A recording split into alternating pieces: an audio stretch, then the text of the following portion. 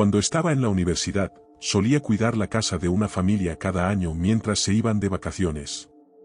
Tuve varias experiencias extrañas y escalofriantes en su casa, pero la que quiero contar hoy fue la que me obligó a dejar de hacerles este favor.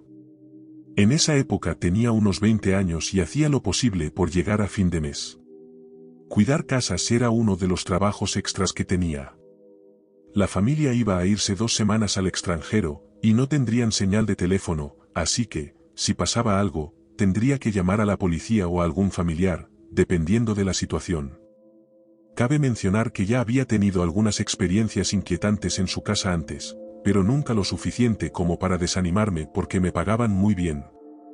Trabajaba en un refugio de animales, así que sabía mucho sobre el cuidado de animales y el comportamiento de los gatos. Esta familia tenía 4 gatos, todos muy bien portados. Durante los primeros días, todo iba bien. Dormía en la habitación de huéspedes y me iba a la universidad desde su casa porque vivían lo suficientemente cerca como para caminar y ahorrarme el costo del estacionamiento y de la comida, ya que podía volver a su casa a almorzar. Sin embargo, los problemas empezaron después de unos días. Mi novio de ese entonces vino a visitarme con la cena para hacerme compañía, ya que sabía que siempre me daba un poco de miedo estar sola en esa casa. Nos sentamos en la habitación de huéspedes y vimos televisión durante un rato mientras comíamos, hasta que él me dijo que tenía que irse. A veces se quedaba a dormir, pero esa noche en particular me dijo que tenía un mal presentimiento y que sentía que debía dormir en su propia casa. Me insistió en que me fuera con él, porque esa sensación era muy fuerte. A esa hora ya era casi medianoche, y, siendo honesta, no quería irme. La verdad es que mi situación en casa era complicada, y no me llevaba bien con mis padres. Cuidar esta casa era la única oportunidad que tenía para alejarme un poco de mi hogar, y no quería desperdiciarla. Mi único hermano, que también es mi mejor amigo, se había mudado debido a la toxicidad familiar. Para ser sincera, la casa ya no se sentía como un hogar sin él. Le dije que estaría bien y que cerraría todo después de que se fuera. Aún así, él se notaba inquieto y trató de persuadirme una vez más. Me explicó que, aunque había dormido allí otras veces, por alguna razón esa noche la casa se sentía diferente, como si hubiera algo raro. Pensé que se debía a que la casa tenía más de un siglo de antigüedad, pero como acababan de renovarla, eso me daba algo de tranquilidad. Le recordé que había un sistema de alarma que siempre activaba, el vecindario era seguro, y tenía a los 4 gatos conmigo. Finalmente, él se fue, aunque con cierta reticencia, y fue entonces cuando empezaron a ocurrir cosas extrañas. Cerré todas las puertas y ventanas, puse la alarma de seguridad y me acosté. Pero apenas me acomodé en la cama, el televisor se encendió solo. Pensé que quizá me había sentado sobre el control remoto por accidente, pero lo vi sobre la mesa de noche. Lo apagué rápidamente. Justo cuando lo apagué, volvió a encenderse. Me pareció extraño, ya que el televisor había funcionado perfectamente toda la noche, pero lo más raro fue que, al encenderse solo, mostró una pantalla negra y blanca, como si no tuviera señal. Así que seguí apagándolo, pero seguía encendiéndose solo. Empecé a asustarme y decidí desenchufarlo por completo. Aunque ya había tenido experiencias inquietantes en esa casa antes, esto nunca había pasado. Me dije a mí misma que seguramente había algún problema con las conexiones eléctricas, ya que la casa era antigua. Aún así, no me fui y decidí dormir en el sofá. Al día siguiente, mi novio vino otra vez. Le conté lo que había pasado la noche anterior, y me dijo que debía haberme ido a casa. Estaba bastante asustada, pero la verdad, no era tan malo como tener que lidiar con mi familia. Esa noche cenamos juntos de nuevo y vimos una película en la sala. Para esta parte, tengo que explicar un poco la estructura de la casa. La casa tiene 2 niveles, al entrar por la puerta principal, llegas directo a la sala, y el segundo nivel es en realidad el sótano, que es una gran sala de estar con una habitación extra que se puede usar como dormitorio. Las escaleras que bajan al sótano son increíblemente crujientes y dan escalofríos. No entiendo por qué no arreglaron las escaleras durante la renovación. En cuanto a los gatos, les encantaba estar en todos lados. Todos tenían esa personalidad de querer estar cerca, pero no necesariamente para que los cargaran o acariciaran. Eran gatos tranquilos, que preferían los ambientes silenciosos. De los 4, uno era el más joven, tenía alrededor de 3 años y era un poco más pequeño que los otros 3. Esa noche, mientras mirábamos la película, se me heló la sangre cuando escuché un sonido en el sótano que sonaba como el llanto de un bebé. Mi novio se quedó congelado, mirándome lentamente como si me preguntara en silencio si también lo había oído. Recordé de mi tiempo trabajando en el refugio de animales que a veces los gatos pueden sonar como bebés, especialmente si están angustiados.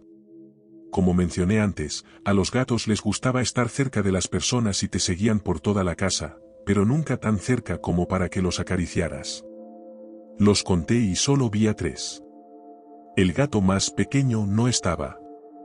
Pensé que debía ser él, así que bajé al sótano, donde lo encontré atrapado en el cuarto de invitados. Aunque era más pequeño, era más enérgico que los otros gatos. De alguna manera, había cerrado la puerta detrás de él y se había quedado solo en la habitación. Lo cargué, subimos las escaleras y seguimos con la película. A mitad de la película, la pausamos porque era hora de alimentar a los gatos. Los dueños eran muy estrictos con el horario de comida de los gatos. El área de alimentación estaba en la cocina, y la cocina era la única zona que conectaba con el sótano. Para explicar mejor el diseño de la casa, la entrada principal conecta directamente con la sala de estar. Desde ahí, se bifurca en 2 secciones, una que conecta con la cocina y otra que lleva a 3 habitaciones, la de invitados, la principal y otra que pertenecía al hijo adolescente de la familia. La sala también conecta con la cocina. La cocina era el área de paso para bajar al sótano o regresar a la sala. Los gatos solo se alejaban de los humanos mientras comían, y después de comer, les gustaba echarse a dormir en el cuarto principal o en la habitación del adolescente, ya que esos cuartos tenían el olor de sus dueños y les daban seguridad. Lo hacían cada año que yo cuidaba de ellos, así que no era nada nuevo. Tampoco era raro no verlos por un rato después de comer. Terminamos la película y fuimos a la cocina, que estaba vacía de gatos. Mientras cenábamos, volvimos a escuchar el mismo llanto proveniente del sótano. Naturalmente, se oía más fuerte porque la cocina estaba más cerca del sótano. No vi a los gatos en la cocina y no se me ocurrió revisar en la sala, pues estaba en pánico. Mi novio estaba visiblemente asustado, y le dije que iría a revisar, ya que seguramente era el mismo gato de antes. Sin embargo, no pude evitar notar que el llanto sonaba diferente esta vez. Era más frecuente y agudo. Encendí las luces del sótano y bajé las escaleras lentamente mientras decía el nombre del gato. Con cada paso, el llanto se volvía más fuerte, pero cuando finalmente llegué abajo, el llanto se detuvo abruptamente. Revisé el cuarto de invitados, las esquinas, debajo del sofá, y no había ni rastro de él. En ese momento, sentí un miedo indescriptible, podía escuchar mi propio corazón latiendo con fuerza. No suelo correr ni siquiera cuando hago ejercicio, pero subí esas escaleras como si mi vida dependiera de ello. Cuando llegué a la cocina, sentí que mi cuerpo se congelaba y mi corazón se hundía. Mi novio estaba en la cocina, con una expresión de horror en el rostro, rodeado por los 4 gatos. Me dijo que, en cuanto bajé las escaleras para buscar el origen del llanto, los 4 gatos salieron al mismo tiempo desde el área de las habitaciones. Ningún gato había estado en el sótano todo el tiempo. Sin decir una palabra, empacamos todas nuestras cosas apresuradamente, las metimos en mi mochila y ambos dejamos la casa. Durante el resto de la semana, solo regresé una vez al día para limpiar las cajas de arena y alimentarlos. Sé que estaba rompiendo el horario de comida, pero en ese momento, eso era lo último que me importaba. Después del último día, cerré la casa con llave, dejé las llaves en su escondite, agradecí la oportunidad, pero aclaré que esa sería la última vez, y nunca volví. Odiaba esa casa, y mirando atrás, me doy cuenta de que cada año las experiencias que tenía ahí parecían intensificarse. Debería haber dejado de hacerlo mucho antes. Aún recuerdo cuando llamé a mi hermano mientras conducía hacia la casa de mis padres después de ese incidente. Me sentí aún peor cuando me confesó que él también tuvo una experiencia en esa casa y no me lo había contado para no asustarme, ya que sabía que estaba ahorrando para mudarme y no quería preocuparme.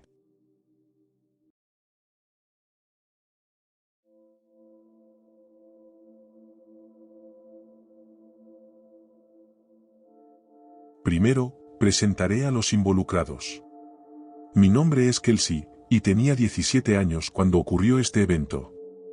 Mido 1,6 metros. Mi amiga Valeria mide 1,72 metros, y mi amiga Samantha mide 1,7 metros. Era el 19 de marzo de 2016. Estaba cuidando la casa de una amiga de mi mamá para ganar un poco de dinero extra antes de entrar a la universidad al año siguiente.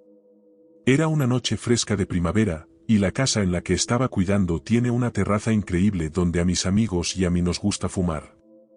Así que decidí invitar a 2 de mis amigas a pasar la noche para hacer que esto de cuidar la casa fuera más divertido. Valeria y Samantha eran un poco mayores, Valeria tenía 23 años y Samantha, 22. Trajeron vodka para que tomáramos. Pasamos un par de horas bebiendo, fumando, riendo y poniéndonos al día. Entonces empezaron a llegar muchas llamadas telefónicas. Normalmente, esto no sería raro, excepto porque el teléfono supuestamente estaba desconectado. Ignoramos las primeras llamadas, pensando que dejarían un mensaje o volverían a llamar en la mañana, ya que eran casi medianoche. Las llamadas eran insistentes, y notamos que la persona no iba a dejarnos en paz hasta que alguien contestara. Samantha decidió contestar, y había un hombre en la línea que decía tener la billetera del dueño en una gasolinera a 25 minutos de la casa, lo cual no tenía sentido. Este hombre insistía en que fuéramos a recoger la billetera de inmediato, lo cual nos pareció muy extraño.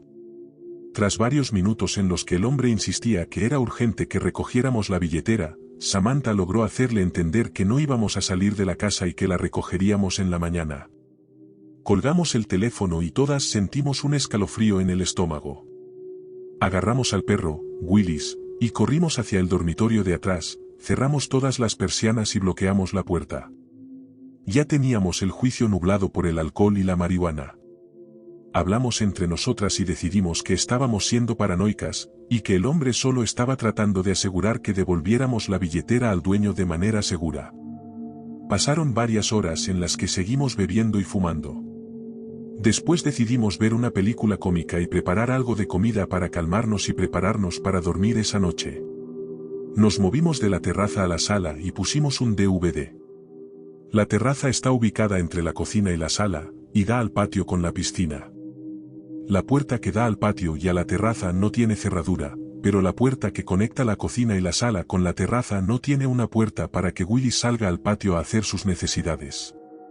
Así que, aunque estábamos un poco asustadas por la llamada, acordamos que estábamos en un vecindario seguro y que Willis ladraría si alguien se acercaba a la puerta. El tiempo pasaba lentamente. Nos reíamos en los sillones, Valeria y yo estábamos sentadas juntas en uno y Samantha en el otro, al otro lado del cuarto. El reloj marcó las 3 de la mañana, y fue entonces cuando las cosas comenzaron a ponerse raras. ¿Recuerdan que habíamos dejado abierta la puerta con cerradura hacia la terraza para que Willis pudiera salir a hacer sus necesidades? Fue por ahí por donde entró. Estaba completamente concentrada en la película de comedia, pero a veces sientes esa inexplicable sensación de que alguien te está observando. Ese sentimiento se hizo abrumador de repente. Me giré hacia la cocina y vi una figura oscura agachada en el suelo. Me quedé paralizada, por un segundo, pensé que estaba viendo cosas. Observé cómo esa figura alzaba la mano hacia el gabinete, y fue entonces cuando me di cuenta de que había alguien en la casa. Con el codo, le di un suave golpe a Valeria y le susurré, «Valeria, creo que hay alguien en la casa». Ella miró hacia la cocina y gritó con todas sus fuerzas. Esa figura oscura volteó rápidamente la cabeza y me miró directamente. Nos quedamos viendo, y sentí como todo mi cuerpo se tensaba. Lo único que podía ver eran sus ojos azules y penetrantes, resaltando bajo la luz anaranjada de la lámpara que estaba debajo del gabinete. Todo lo demás estaba cubierto, llevaba una sudadera negra, pantalones, zapatos y guantes oscuros, incluso una máscara de esquí que cubría hasta su nariz y boca. Samantha entonces se levantó para ver a qué estábamos mirando Valeria y yo, y de alguna manera logró reunir el valor para gritar, «¡Lárgate de aquí!». El hombre cerró el gabinete con calma y salió lentamente por la puerta de la terraza. Nos levantamos de inmediato y corrimos hacia la esquina más alejada del cuarto, llamando al 911. Llegaron 3 minutos después, registraron toda la casa, tomaron nuestras declaraciones y se quedaron afuera el resto de la noche para ver si el intruso regresaba. Las 3 no nos quedamos lo suficiente para ver si eso sucedía. Dejamos nuestro alcohol, la marihuana, y mi coche en la casa con los policías y el perro, y nos fuimos a casa. Volvimos al día siguiente y encontramos ropa por toda la casa revuelta y migas de comida cerca de la puerta para perros. Al parecer, Willis no ladró porque la persona entró de esa manera. Hasta el día de hoy, aún no sabemos quién nos llamó ni quién entró en esa casa. No he vuelto desde entonces.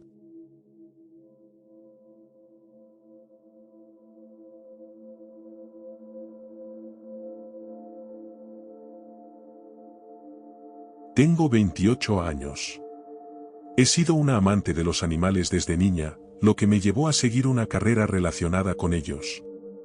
Soy asistente veterinaria, pero durante un tiempo también tuve un pequeño trabajo extra cuidando animales en las casas de personas que se iban de vacaciones. Esto incluía desde gatos y perros hasta aves.